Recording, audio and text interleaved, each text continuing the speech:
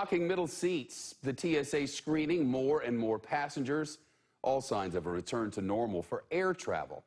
Unfortunately, the impatient and unruly are back for the ride as air rage returns. Except now the FAA says it's worse than ever.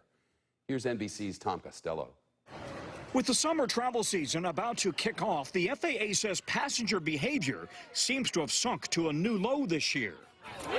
All-out fistfights spilling out of planes and into airports, with some passengers refusing to wear masks. Police called on board flights to remove passengers who refuse to follow the federal mask rule.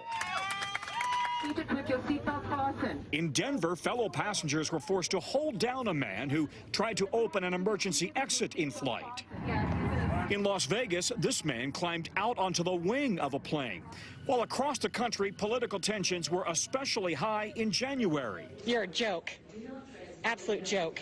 Members of Congress and ordinary citizens harassed. We the people, not you the elitists. Now the FAA reports unruly passenger behavior has skyrocketed this year, from 150 cases in a typical year to 1,300 reported cases in just 4 months. The physical and verbal abuse that flight attendants have been taking has been way off the charts of any kind of air rage incidents that we've been talking about over the past 20 years. The most bad behavior complaints involve passengers refusing to wear masks, bringing their own alcohol on board, engaging in political intimidation, verbally or physically assaulting other passengers and crew members. Flight attendants being physically assaulted, pushed, choked.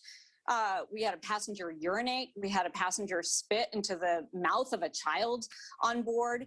These are some of the things that we have been dealing with. Now, the FAA is taking a zero-tolerance approach. Unruly passengers face potential criminal charges, fines of up to $35,000, and banned for life by the airlines. FAA Chief Steve Dixon, a former pilot and senior VP at Delta Airlines. We've got to follow crew instructions on the aircraft, and it is not permissible, and we will not tolerate interfering with the flight crew in the performance of their safety duties, period. The FAA, the TSA, and air marshals are going to be on guard and watching for more of this behavior throughout the summer as air travel is supposed to pick up dramatically. Air marshals, though, are often reluctant to get involved in a non-violent situation out of concern that it may be a distraction from a real ongoing and potential terror threat. So very often, air marshals will sit and monitor the situation as other passengers get involved in de-escalating the situation. Step back to you. Tom, thanks.